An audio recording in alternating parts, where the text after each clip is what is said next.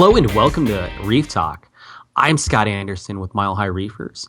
I'm here with Patrick from Patrick's Dive and Reef and Steve from Rotter Tube Reef. And today we're going to talk about reef tank maintenance and kind of go over what each of us are doing to maintain our tanks. So let's start with Patrick. Patrick, what are you doing on a daily, weekly, monthly basis to keep your tank looking good? Okay, so I suppose we'll start with daily. Daily, I have to dose my Nopox. I'm using the Red Sea Nopox for carbon dosing. So Oh, I nice. manually I manually dose that. I don't have an automatic doser. It's no problem. I just do it when I'm feeding. So How are you um, liking that no pox? I've heard good things. yeah, it works really well. It's keeping my nitrates nice and low. The only thing is that you really have to have your skimmer working really well for it to work properly. So I do that daily. Maybe every couple of days, then I'll clean the glass with my magnet cleaner. And then every couple of days as well, I'll siphon the bottom of my tank because, as you know, I'm running Yeah. bare bottom, so I'll siphon out the detritus from the bottom of the tank every couple of days. Um, Also, every couple of days, I change out my filter floss from my overflow just to get rid of the detritus that builds up there. And then we would be into probably weekly maintenance or fortnightly maintenance where I do a water change every 2 weeks. I do about 10% every 2 weeks, and I think that's kind of it. Like there's always something to do on the tank. Like there's always something to tinker with underneath. Make sure the skimmer's working properly. Make sure all the pumps are running properly. You know the power heads have to be cleaned every now and again. Sometimes I might do it every week. Sometimes I might forget about them for a few weeks. But there's always something to do on the tank, I find. And I kind of just find an excuse to do a little bit of work on the tank as well. So I don't mind doing the maintenance at all. So for your daily, are you kind of just checking over the system daily to make sure everything is functioning properly? Yeah. Every morning or evening, depending on the day, I'll open up the stand and have a look at everything. Make sure all the pumps are working properly. Make sure the heaters are working properly. The skimmer's working as effectively as it can, and yeah, just check a little check on everything. It only takes 5 minutes every day. I just do it at the same time as when I'm going to feed the fish. So you got to do that every day. So we might as well take the extra 5 minutes to check on these other things. I think yeah, I think that's actually like one of the most important things you can do to keep a good reef tank is to do that. Mm, I yeah, mean, one thing can fail, you're not going to catch it for a few days if you're not sitting there looking under that stand. I think that's hugely important. yeah, yeah, definitely. Steve, what are you doing for your maintenance schedule? Let's see. Daily, like you guys said, excuse me, daily, I just kind of check things over. When I get home from work, I'll just, look, feed the fish right away. They know when I get home. They'll all school together in the corner waiting for their food. At that time, I'll just, open up, kind of just check things out, look at the hoses. Like Patrick said, 5 minutes or not even. Yep. Um, that's really it. Just look for anything out of the ordinary. I'll check my protein skimmer. Just give everything a quick look over. It takes, a few seconds. Make sure it's skimming, make how I want. I like to keep the bubbles, the skim right underneath the cup. Just stuff like that. So really, the thing that I have on a schedule is really like a weekly thing, and I do Okay. a weekly water change on my 125 gallon. Um, you can go a couple weeks if you've got really good biological filtration, and I do. But I just do a weekly water change just because I like having the water refreshed, and I do a 10-gallon every week. So what I'll do usually Thursday or Friday is I'll start filling the Rubbermaid container with pure water from my RODI unit. And once that water is filled, it shuts off at the 10-gallon mark. I've got a pre-drilled hole in the Rubbermaid, and it shuts off automatically with 10 gallons. Then I've got a power head in there, and I turn that on and just let the water aerate for a few hours. I'll throw my salt mix in there. I'm using reef crystals. Oh, I was using reef crystals. Now I'm just using the non-reef crystal Instant Ocean. Works great. Yep. So I'll let that aerate and stir with the power head for about 12 hours.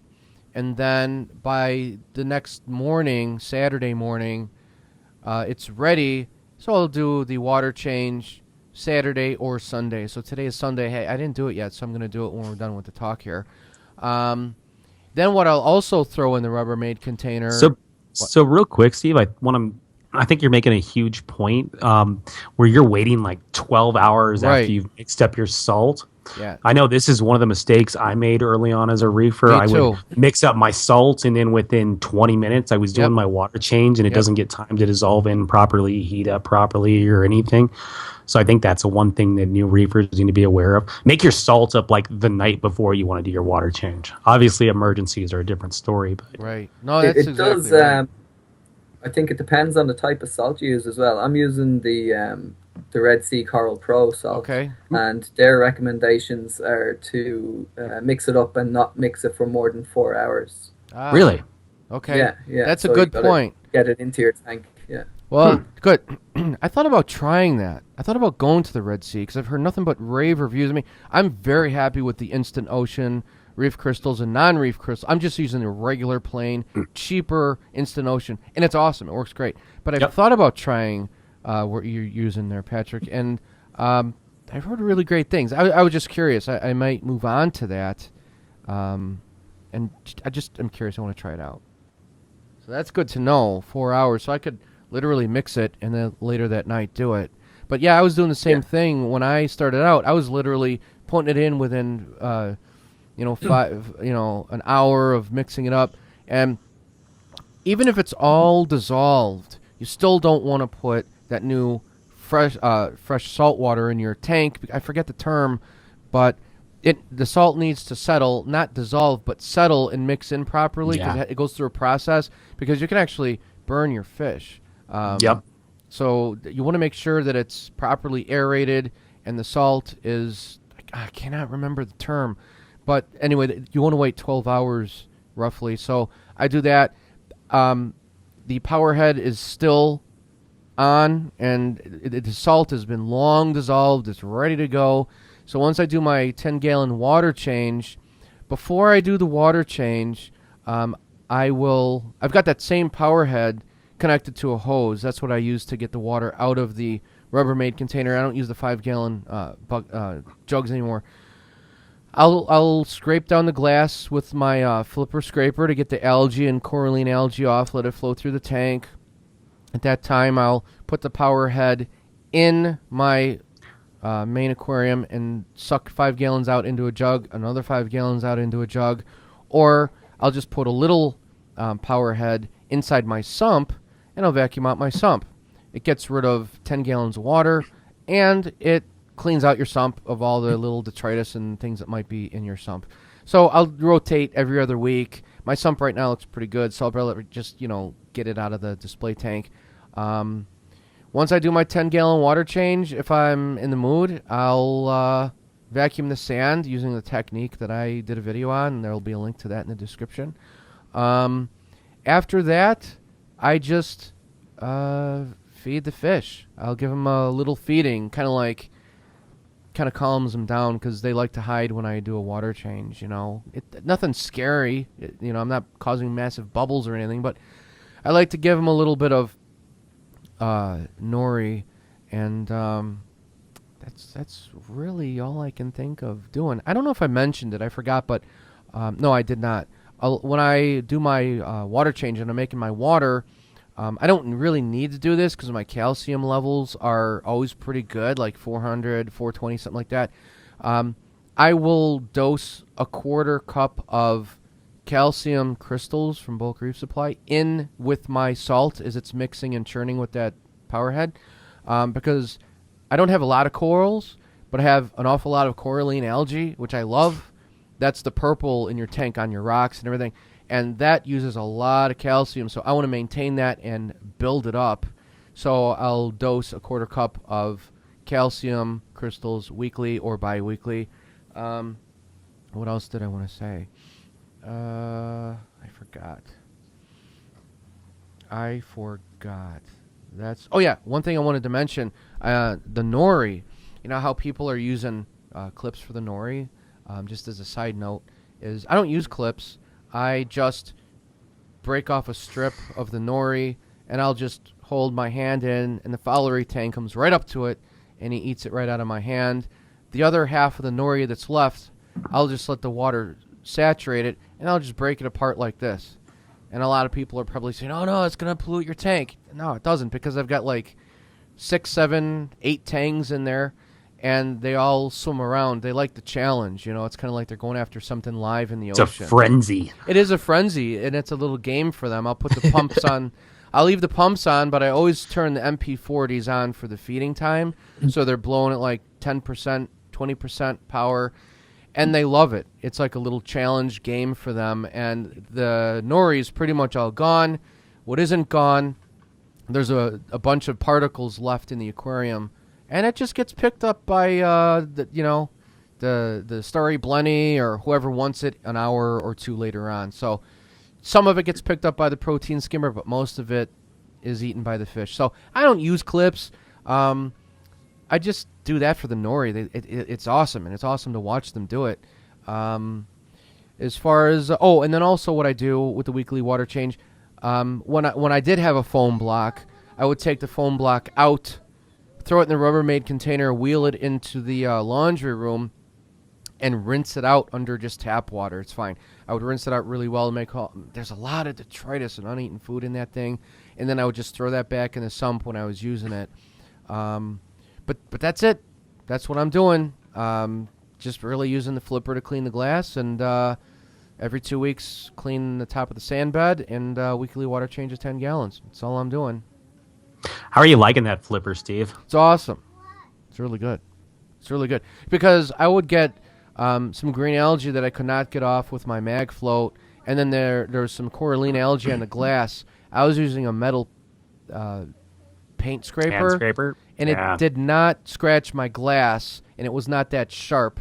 But it was really hard to get, you stick your arm in it. So I've got the coralline algae on the glass, and now with that flipper, you go over it a few times because it's difficult to get off, but it gives you a little bit of a workout because it's really on the glass, but it works great. I'm very happy with it. But wait till you get all that stuff off and you're just kind of doing it daily. It won't even be a workout at that point. Yeah. So I still don't know. Maybe you do. Another thing with that flipper, I don't leave it attached to the glass with the magnet because it's got a blade on it that is not sharp. When I'm done cleaning the glass, it's out of the tank and it's underneath in the cabinet because I don't want the water to affect or tarnish or corrode or rust the blade. I've heard that it can keep that blade living longer if you don't keep it in the water. But Scott, there's like a $38 flipper which I bought, and then there's like an $80. Do you know what the difference is between the two? I mean, so that's the crazy. max. What does that do? Why do you need that? It sounds crazy. It's about twice the size of the regular flipper. All right. And the strength of the magnets in there is insane. I don't know what they're doing to get their magnets so strong, but I've got half-inch glass, and it sticks really hard to that half-inch glass. It is a tough magnet. It's rated up for like a 1-inch tank, so it is really badass. Okay, that's awesome. So I don't really need that then. No, for your glass thickness, it's not a big deal. For people with big, thick glass or acrylic, it's absolutely necessary. Well, one thing I wanted to add with that flipper that I noticed is when I'm scrubbing that glass, going over the coralline algae 5, 6, 7, 8, 10 times, whatever, if it's really on there. Sorry. You might hear a slight scrape sound, and that's because you just lift it off the glass a little bit, and you can see inside your tank there's 1 or 2 bits of sand on it. So make sure you just kind of lift it off. the magnet is strong enough that when you lift it off just a bit, Yeah. shake it a little bit so the sand falls out because you don't want to scratch your glass. So that's just something to be aware of because it does happen, especially when you get closer to the sand bed. And also, I always keep away from the corners because you don't want to scratch off the epoxy. Yeah. But that's all I'm doing. It's really pretty simple maintenance. It takes me about, 10 minutes, unless, of course, you leave the hose someplace where it shouldn't be and it starts to back siphon and your floor gets soaked. Have towels on hand. Ask me how I know this. How do you know this, Steve? Because it goes from 10 minutes to like 45 minutes. It's not cool. That's hilarious. Yeah, for you. Don't act. I'm not going to act like I haven't done it. Yeah. That's why it's awesome to have a sump in your basement on concrete like what you've got. That's awesome. Doesn't mean I haven't spilled a bunch of water upstairs either. I think that's part of reefing. Yeah, definitely. So what do you do for your maintenance, Scott? So for my maintenance, daily I go down and top the water off. I used to have an auto top off that uses the float style auto top off, and I got away from that because it kept getting coralline algae or something else that would stick it open and it would run the basin dry. So I just got away from that. My system's really easy. I just got a valve I open and it tops it off. Obviously, I could go get one of the new like optical Tunzi units or something, which is probably more effective than me doing it. It would do a little better job of keeping the water level stable, and it's probably less likely to screw up and forget to shut it off because I'll turn it on, let it start filling up, look at other stuff, and overfill it a little. But the thing I like about not having the auto top off is it literally forces me to go down in the basement every day and look at everything. Mm-hmm. So it's just kind of one of those jobs that I have to do, which gets me down there looking at stuff. So while I'm there, I'll go ahead and check out my heater. I'll make sure the temperatures are right. I'm going to check the calcium reactor, make sure it's running properly, do all that kind of stuff. And I'm big on just making sure that that's going on. I've always got my I've always got my RODI unit topping off the RODI container. So I've always got 30 gallons of RODI laying around. With my mixing setup I've always got salt water on hand. So I just mix it up every time I'm out, which is going on a lot right now with my QT thing I got going on. So right now I'm actually having to do a water change about every 2 days on my QT to keep that ammonia low. It's painful, but until that biological system gets back in there, that's what I got to do. Why don't you throw some of those Marine Pure balls in there or something? Well, what I've got throw them in your sump for a month or so, and then what I've got is I've got the AquaClear on the back, and the AquaClear has a sponge in it. Okay. And then it's also got ceramic media, and I put extra ceramic media in there. But it's got to go through that whole nitrogen cycle, right? So I'm up because I had Marine Velvet and I let everything dry out and I killed everything in that tank. I have to reestablish that nitrogen cycle. So next time around, it's going to be perfect. But right now, this is the way I got to do it until all the bacterial colonies build back up. So that is what it is. It's painful. I know why people hate QT, which is why I'm huge on having a sand bed and the AquaClear filter and protein skimmers and all that in there. Yeah, that's a really good idea, and that's why I'm glad I threw my Marine Pure block in my quarantine that used to be in my sump of my main tank, because now literally, like, I check the ammonia levels and they go up. You got to do a water change every day, but after a week of that Marine Pure block being in there, I tested no ammonia.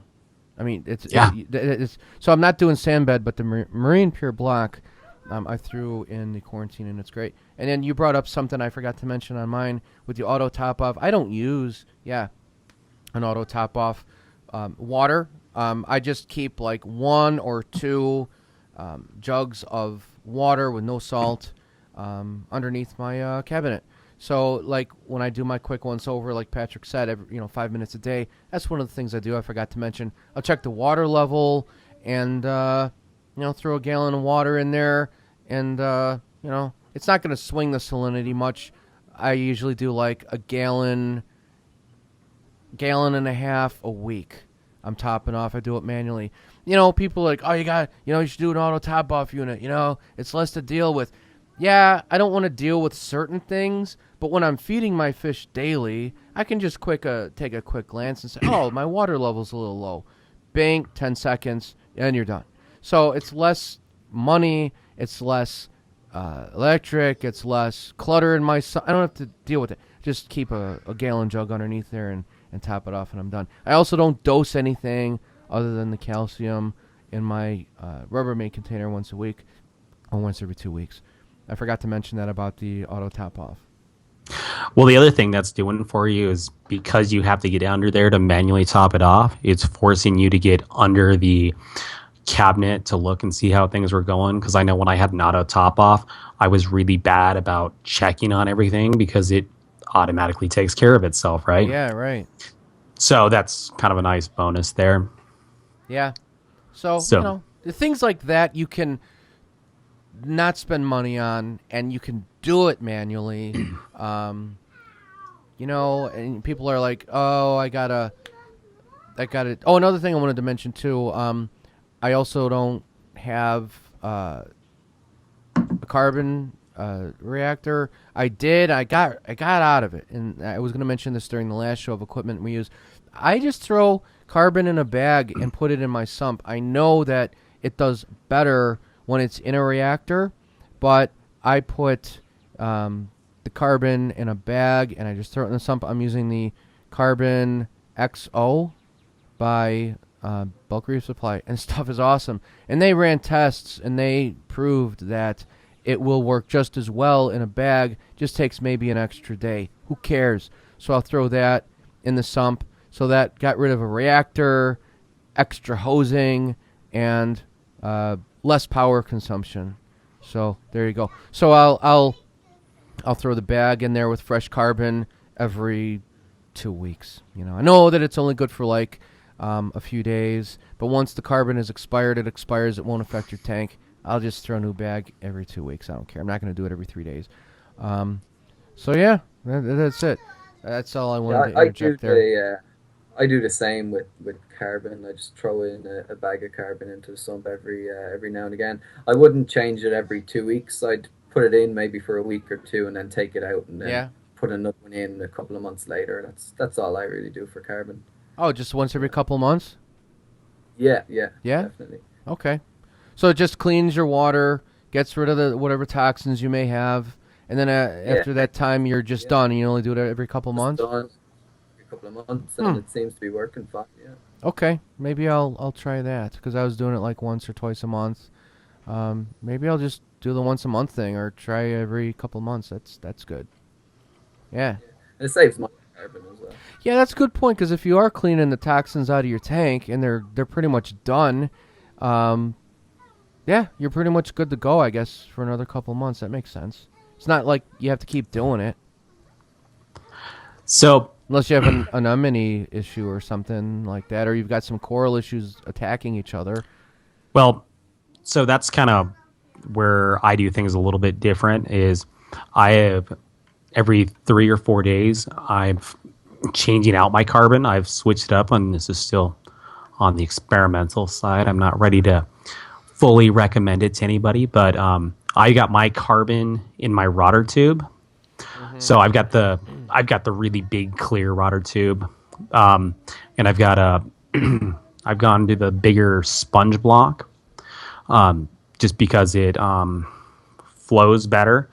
Not that there's anything wrong with the other stuff, but I've gone to the bigger one because it's nice and thick. And then what I've done is I've put the carbon bag underneath that. So then you've got the filtration of the carbon bag itself, plus the carbon is getting all of the water coming out of the tank. So every bit of that water that comes out of the tank has got to go through carbon. It's not the end of the world. I've got a lot of good-sized leathers in my tank, which produce toxins. as far as I know, there's no good way to test for it. So I'm just a big believer of keeping the carbon in there to keep any chemical warfare issues down. It also prevents the water from stinking. I also don't do a lot of water changes. I am right now because of that quarantine. But since I don't do water changes, it's a good way to keep my water quality down. And I think that's some of the difference between the way I keep it and the way you two are. You two are doing the water changes on a pretty regular basis, where I'm doing a water change for quarantine purposes only, really. That's a really good point you brought up, and I agree with. I think that your way is better with the what you're doing with carbon, because what you said is key, where all the water has to flow through it, and it does, because if that water's coming out of your return, it's all being met with that carbon, and it's going into your sump. Whereas mine, Patrick's, the water's flowing, and not all of it's going through the bag of carbon. Some of it's bypassing it, going into the protein skimmer, going back into the last chamber. So, I've been thinking of a way to have all the water flow through my bag of carbon. I haven't put it in my rotor tube because I've got the 2-inch wide one. I'm going to experiment, maybe put the carbon bag in there. Yours is the 3-inch, so you've got a lot of room. But, yeah, that's going to be key. Even with a reactor, I think the way you're doing it is better, because not all the water is going to flow through the reactor. It's going to it's going to be caught through that main overflow. I'm getting 50 to 100 times through it. But what I think is really important is where I believe my toxins are really produced is the display upstairs, and that's what's being forced to go through it. Yep. The other thing is carbon's only good for 3 or 4 days. Well, I have to clean out my rotor tube every 3 or 4 days. So it's the perfect timing, right? So I've got the clear one. I can't recommend the clear one enough. It is awesome. Good. I'm glad it's because you can actually see it, right? I mean, I can actually see the water flowing through, and if it's got good flow through it, I don't worry about it. When I start seeing that it's not flowing as well, then I know it's probably time to clean it out. Or if I'm going on like a week and I need to right. And I need to switch my carbon out. But basically, the rotor tube needs cleaned the same time the carbon needs switched out. Right. So it's working out perfect so far. Good. So I'm gonna try that in mine, but you know what? I might, and I brought this up in the last show we did. Maybe I'll just try. Now it won't be as good as what you're doing, but maybe instead of in the sump, maybe I'll throw that bag of XO carbon, which I can't recommend enough, in my overflow chamber. I know I have 2 overflow chambers. I'll just throw it in one of the overflow chambers. I think that might be better than in the sump. Who knows? Yeah. As long as it's getting good flow over it, I think that'll be fun. Right. Now, and Patrick, you got the 1 chamber, so you'd actually have that'd be better for you than me, because one of my chambers wouldn't be getting it unless I throw 2 bags in, but 1 in each. Yeah. But I don't know. So yeah, I'll try that. I think I'm gonna do that from now on, and then maybe try doing the rotor tube or something like that. Throwing it in the rotor tube. So then, like every week, so far I'm vacuuming out my frag tank, and I'm using my rotor tube that I turned into a vacuum. I know when I first did that, it made you cringe a little, Steve, but I've got to say that thing is... put all the crap in the sink, right? Right? It is absolutely brilliant. And Patrick, I saw that in yours too, when you're cleaning your tube. I saw your dishes on the left side, and I saw your... I'm like, note to self, never eat over Patrick's if you're in Ireland. But yeah, so that thing's working brilliantly. It's allowing me to vacuum it without taking large amounts of water out of my tank. Because of kind of how I did things, it's taken a while to get that tank settled to where I'm not growing lots of algae in it. So I'm working on it weekly, and the amount of algae being produced is going down dramatically. But I'm able just to sit there and vacuum as long as I want with that rotor tube vac, and it gets a lot of it off there, and it's really working well for me.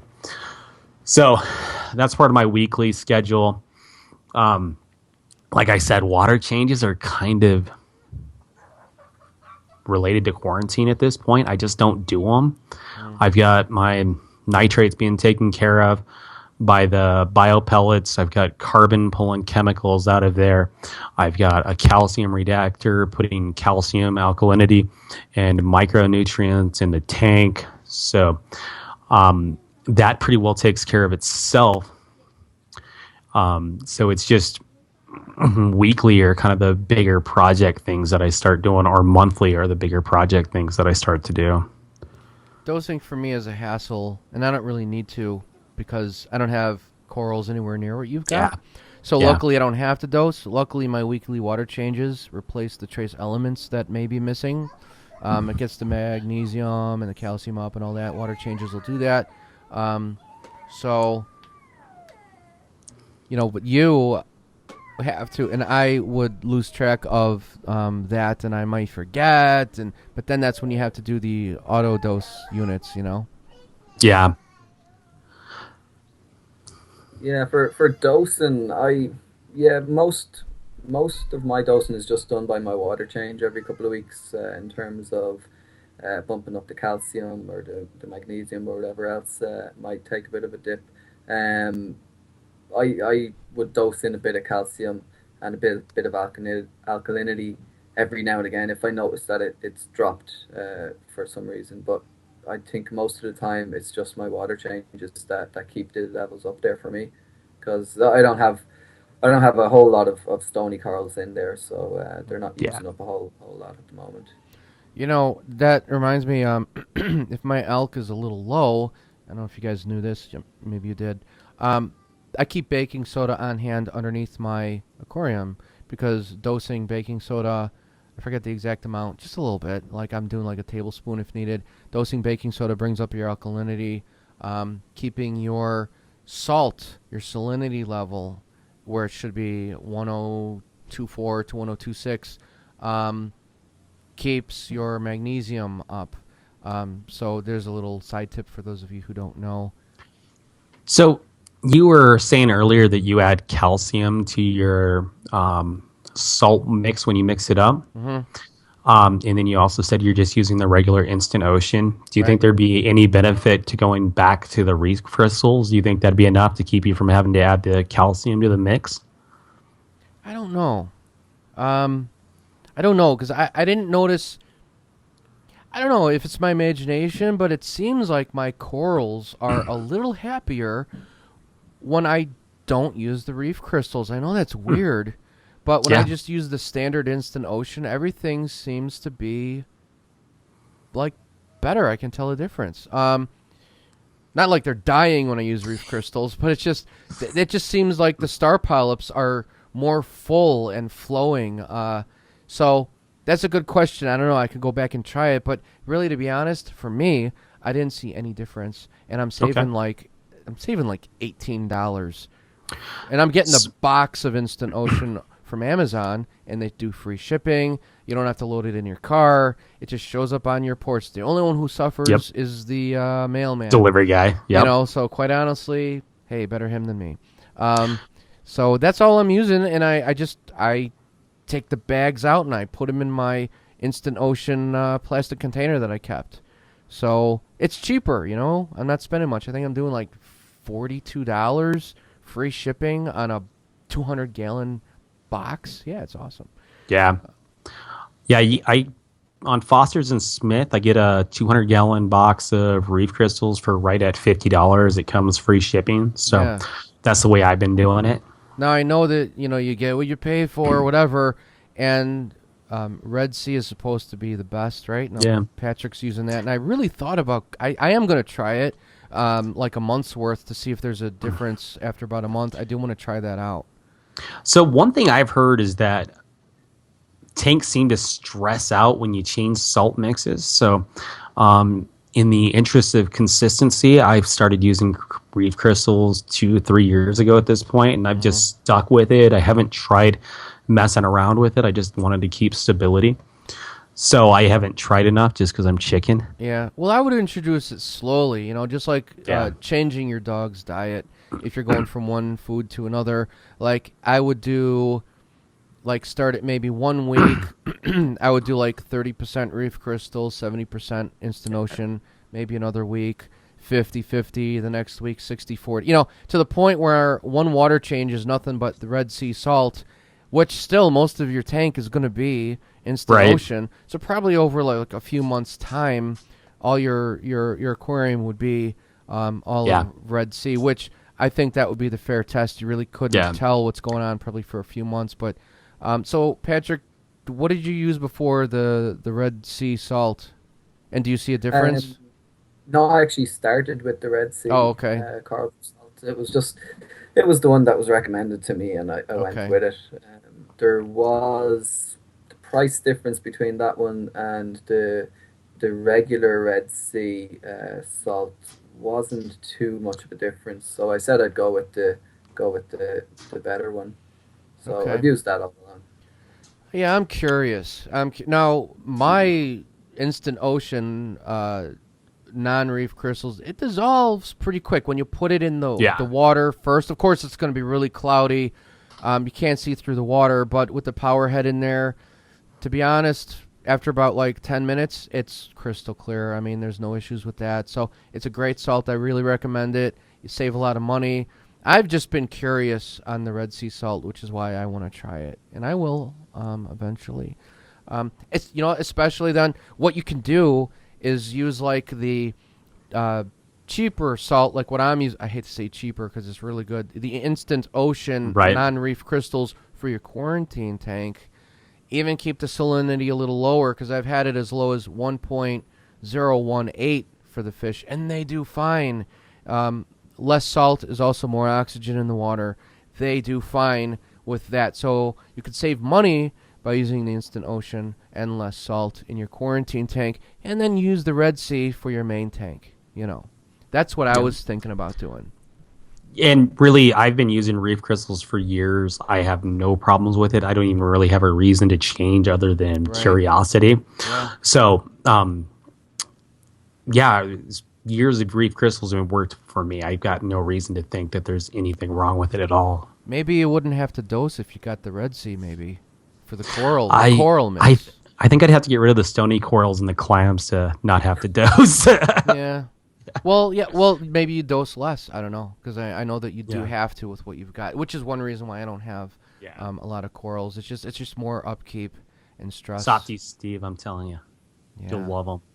But it's more work, No, seriously, once you put it like a softie in there, just next time you go to the reef store, pick up a leather or something. Oh yeah, I will. Yeah, it's no work. I'm telling you, they just crack. I do want the leather, and I want I do want to get a zoanthid. They just look awesome. But I'm gonna throw those guys in a Rubbermaid container with a little heater for a month, just to make sure that there's no damn ick on it or anything.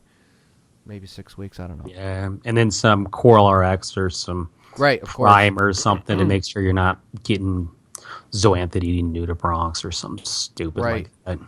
Dip them in the Coral RX. Yep. Throw them in the Rubbermaid container. 6 weeks. Just Yep. let them sit, and do that. Keep them by the window. I don't have a light for that, so I'll probably just keep them with a little heater by the window so the sun hits them. I think that might be good enough, right? It'd be a cool trial. Yeah, I'll do that. I'd be interested to see it. All right, so there's a video. There's another video.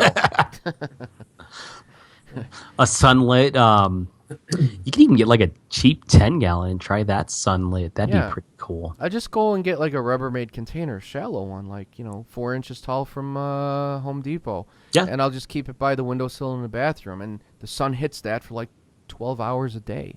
So, yeah, right, there's no lighting except the sun and the ocean. So why wouldn't it work? I don't know. I'm almost wondering if it's going to be too bright because natural sunlight is crazy bright. Yeah. So I'll let you guys know that might be a good test. So there's going to be my quarantine. It'll cost like maybe $5 for the container, and I'll throw a cheap heater in there. Heater and a power head to keep the water circulating. That's probably about all you need. Yeah, a really small Piece of live rock to keep any Yeah, I'll keep treats down. like a really weak power head that I use for like cleaning out the sump, just to like indirect flow, and that's all you need. It'd be like a little school experiment. That'd be cool. Yeah, Really cool. there you go. Well, I think that's about it for this show. You guys have anything else you wanted to add? No, I reckon that's about it. Yeah, Nah, touched just on thanks for maintenance. watching. Yeah, thanks for watching, guys. As usual, every Sunday Reef Talk. Make sure you check out Patrick's channel, Patrick's Dive and Reef. Of course, Mile High Reefers. Thank you. And then, mine, Rotter Tube Reef. Read the description below, please. Subscribe to our channels if you dig them. We all have different things to offer. And, of course, as always, do what you think is best. Take the knowledge that we're giving you guys and just do what you feel is best in your reef aquarium. So until next time, we'll see you guys on Reef Talk. Have a good weekend. Thanks for watching.